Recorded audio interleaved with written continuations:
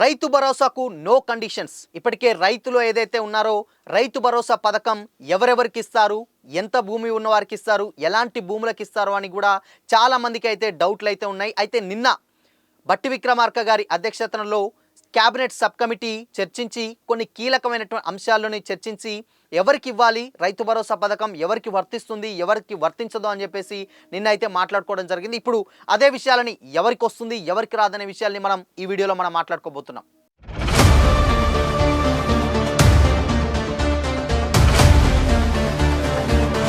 నమస్తే, welcome to Disha TV. మొత్తంగా నిన్న చర్చించిన తర్వాత సాగు చేసే రైతులందరికీ మాత్రమే రైతు భరోసా ఇవ్వనున్నట్లు రాష్ట్ర ప్రభుత్వం అయితే నిర్ణయానికి వచ్చినట్లయితే తెలుస్తూ ఉంది. అంటే సాగు చేసేటువంటి రైతులు మొత్తానికి, అంటే పంట భూమి మొత్తానికి ఎన్ని ఎకరాలున్నా అన్ని ఎకరాల్లో ఏదైతే పంట భూమి పండుతుందో భూమి మొత్తానికి కూడా రైతు భరోసా పథకం ఇవ్వాలని అయితే నిన్న డిసైడ్ చేస్తుంది. అండ్ అదేవిధంగా ఇక ఈ స్కీమ్ మార్గదర్శకాలపై నియమించినటువంటి మంత్రివర్గ ఉపసంఘం గురువారం డిప్యూటీ సీఎం బట్టి విక్రమార్క అధ్యక్షతనలో సెక్రటేరియట్లో భేటీ అయింది. అయితే దాని తర్వాత అంటే ఈ నెల 5, 6, 7 తేదీల్లో గ్రామాల్లో మొత్తంగా గ్రామ సభలు నిర్వహించి ఈ స్కీమ్పై ప్రజలకు అవగాహన కల్పించడమే కాకుండా దరఖాస్తులు కూడా స్వీకరించాలని సమాచారం ఉన్నట్టుగా తెలుస్తుంది. అయితే ఈ క్యాబినెట్ సబ్ కమిటీలో బట్టి విక్రమార్కతో పాటు తుమ్మల నాగేశ్వరరావు, శ్రీధర్ బాబు మరియు కోమటిరెడ్డి వెంకటరెడ్డిలు అయితే పాల్గొన్నారు.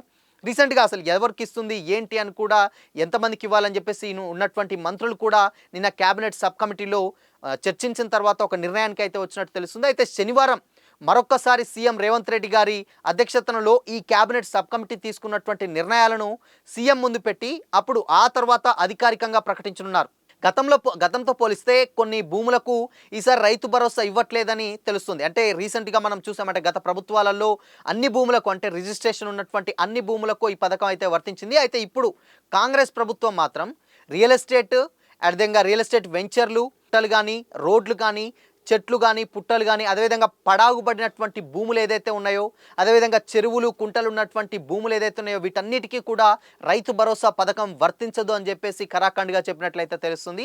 అలా ఇచ్చి అంటే దాదాపు గత ప్రభుత్వంలో ఉన్నటువంటి అన్ని భూములకు ఇచ్చినటువంటి బీఆర్ఎస్ ప్రభుత్వం దాదాపు ఒక 21,000 కోట్లను పక్కదారి పట్టించిందని, ఈసారి తాము అలాంటి తప్పు చేయబోమని చెప్పేసి రాష్ట్ర ప్రభుత్వం అయితే చెప్తుంది. అయితే ఈ రైతు భరోసా ద్వారా దాదాపు 65 లక్షల మంది రైతులకు ఈ రైతు భరోసా పథకం అందుతుందని చెప్పేసి ఒక అంచనాకైతే రావడం జరిగింది. అయితే ఎకరానికి, అంటే గత ప్రభుత్వం ఉన్నప్పుడు ఉన్నటువంటి కొన్ని డబ్బుల్ని దాన్ని పెంచే విధంగా ఈసారి ఎకరానికి 7,500 రూపాయలు యాసంగి పెట్టుబడిగా ఇస్తామని చెప్పేస్తున్నారు. అయితే సంవత్సరానికి గాను 15,000 రూపాయలు, అటు వానాకాలంకి వ్యవసాయానికి, ఇటు యాసంగి వ్యవసాయానికి 7,500, 7,500 చొప్పున దాదాపు 15,000 చొప్పున సంవత్సరానికి అందిస్తున్నట్టు ఒక ఎకరానికి అయితే వీళ్ళు ప్రకటించడం జరిగింది. అయితే ఈ డబ్బులు ఆల్మోస్ట్ సంక్రాంతి నుండి అయితే రావడం అయితే జరుగుతుంటే, సంక్రాంతి 14వ తారీఖు తర్వాత అప్పటి నుండి రైతుల అకౌంట్లో అయితే పడతాయని చెప్పేసి అన్నారు. అయితే రైతులకు ఉన్నటువంటి డౌట్లని అన్నిటినీ నివృత్తి చేసే విధంగా పంట సాగు చేసేటువంటి భూములన్నిటికీ కూడా రైతు భరోసా వర్తిస్తుంది. పడావుబడినట్టు భూములు, అదేవిధంగా గుట్టలు, ఇలాంటి ఏదైతే భూములు ఉన్నాయో వాటికి మాత్రం వర్తించదు.